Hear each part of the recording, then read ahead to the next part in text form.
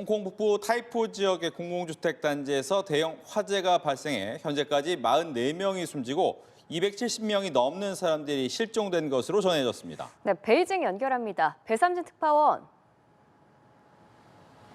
네, 베이징입니다. 네, 현장 영상을 보면 불길이 아파트 단지 전체를 덮친 걸로 보이는데 현재 상황 어떻습니까? 네, 홍콩 북부 타이포 지역에서 위치한 윈폭 코트 아파트 단지에 화재가 발생해서 현재까지도 진행이 되고 있는데요. 이 불은 8개 동 가운데 7개 동으로 번졌고 소방당국은 관광버스를 투입해서 주민들을 대피시키고 있습니다. 현재 인근 학교 건물 등 임시대피소로 약 900명이 수용돼 있는 상태입니다. 화재가 발생한 건 어제 오후 2시 50쯤으로 현재까지 4개 동은 통제 상태에 있지만은 여전히 3개 동은 불길이 잡히지 않고 있습니다. SNS를 통해 올라온 영상을 보면 아침까지도 일부 동의 경우 검은 연기에 휩싸인 채 곳곳에서 불길이 이어지고 있었습니다.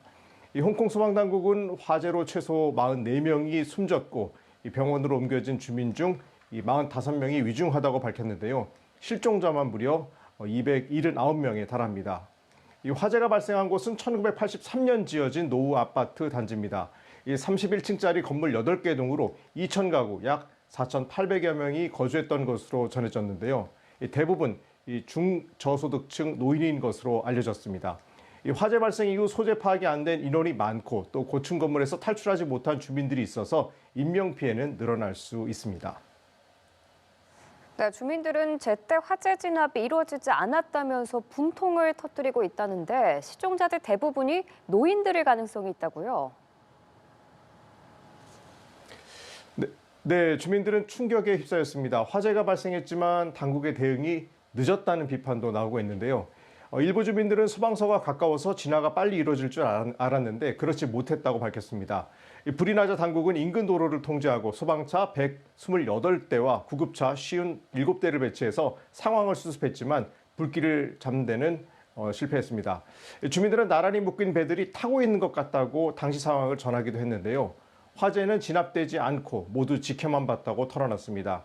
이 실종자가 많은 것도 우려입니다. 이 화재 발생 시각이 낮이어서 노년층을 포함한 일부 주민들은 낮잠에 빠진 상태에서 대피를 하지 못한 것으로 추정되기 때문인데요.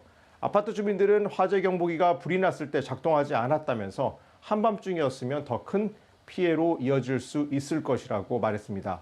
이 홍콩 당국은 5급 비상 상황을 발령하고 대응에 나섰는데요. 5급 경보는 4명이 숨지고 55명이 다친 2008년 몽콕 나이트클럽 화재 이후 처음입니다. 홍콩 반환 후 17년 만에 대형 화재가 발생하면서 당국은 비상입니다. 이번 대형 참사의 원인도 궁금한데 현재까지 지목되는 화재의 원인은 무엇입니까? 네, 화재가 발생한 아파트는 1년 넘게 대규모 보수 공사가 진행 중이었습니다. 여러 동 건물의 공사를 위해서 외벽에 비계가 설치돼 있었는데요. 이 외벽에 설치된 대나무 비계와 공사용 안전망으로 불이 번지면서 대형 불기둥이 치솟았습니다.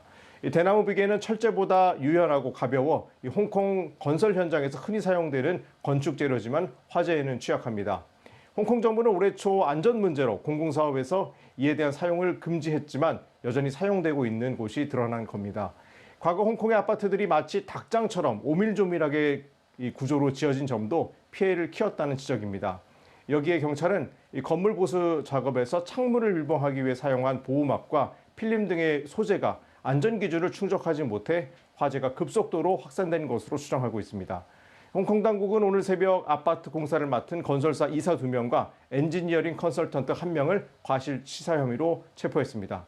이 최초 화재가 어떻게 발생했는지 여부에 대해서도 조사가 이루어질 전망입니다. 이 주민들은 화재 건물 인근에서 공사 인부들이 담배를 피우는 모습이 종종 목격됐다고 전했는데요. 이 주민들의 불편 신고로 벌금부가 안내문도 붙었지만 효과가 없었다는 증언들이 나오면서 화재의 원인으로 지목되고 있습니다. 지금까지 베이징에서 전해드렸습니다.